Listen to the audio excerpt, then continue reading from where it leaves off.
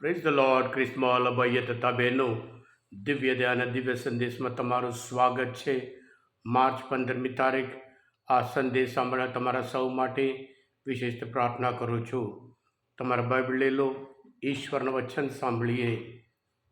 માથ્યુનો ગ્રંથ 5મો અધ્યાય 43થી 48મી કલમ સુધી.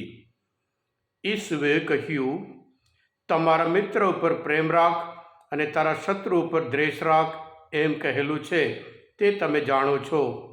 પણ હું તમને કહું છું, તમારા શત્રુ ઉપર પ્રેમ રાખો અને તમને રંજાડનાર માટે દુઆ માગો. તો જ તમે તમારા પરમપિતાના સાચા સંતાન થઈ શકશો.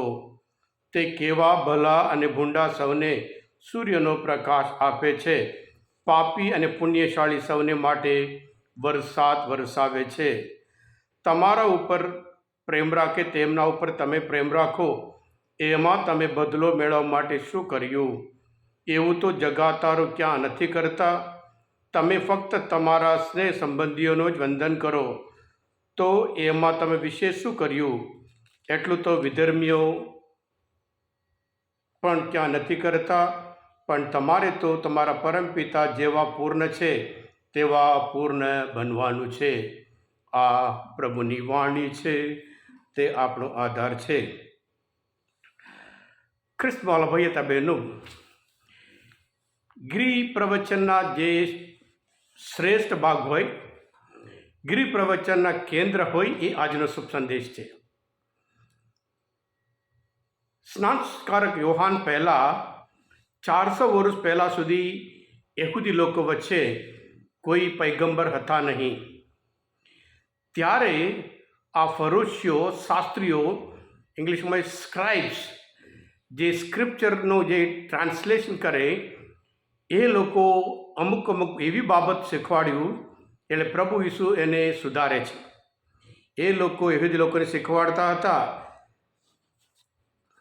તમારા શત્રુ ઉપર, તમારા મિત્ર ઉપર પ્રેમ રાખો અને તમારા શત્રુ ઉપર પ્રેમ રાખો, એમ કહેલું છે.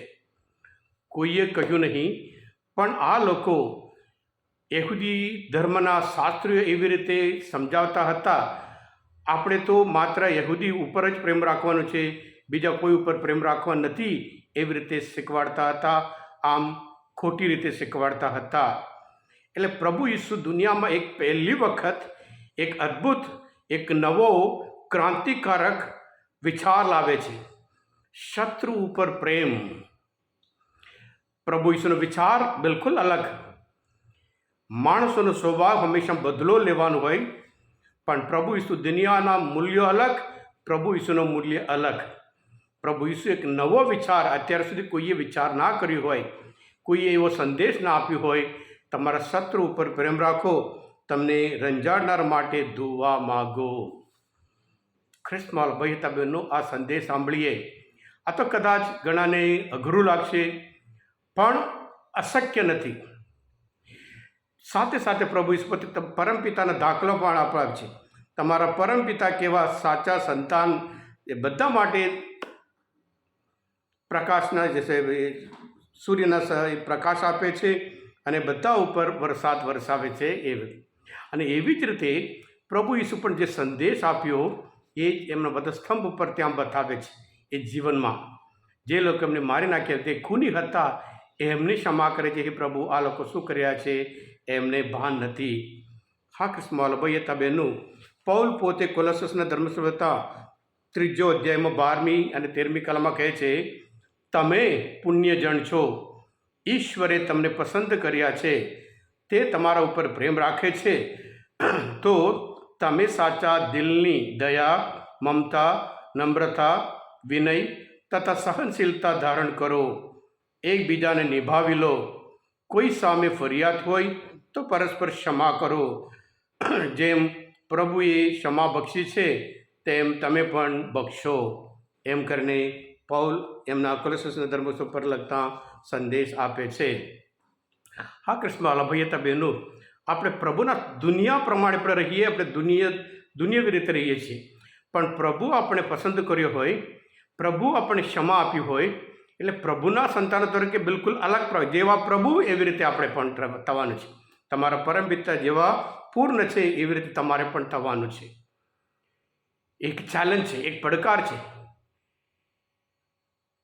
પણ સાથે સાથે અશક્ય નથી. પ્રભુ પોતે એમના જીવન દ્વારા મહત્વનો પાઠ શીખવાડ્યા હોય તે આપણે પણ પ્રભુના સંતાનો તરીકે, અને પ્રભુ પોતે યોહાના ગ્રંથમાં 13 અધ્યાયમાં 34મી કલમ કહે છે, જેમ મેં તમારા ઉપર પ્રેમ રાખ્યો છે એમ તમારે પણ પરસ્પર પ્રેમ રાખવાનું છે. દુનિયા તો જાણશે તમે મારા સંતાનો છો જો તમે પરસ્પર પ્રેમ રાખીને જીવતા હશો તો. એમ કરીને ચેલેન્જ ઉપર ચેલેન્જ, પડકાર ઉપર પડકાર, આવી રીતે દુશ્મન ઉપર પ્રેમ રાખીએ તો જ આપણે ઈશ્વરના સાચા સંતાન છે એમ કરીને બહુ સ્પષ્ટ સંદેશ પ્રભુ આપે છે.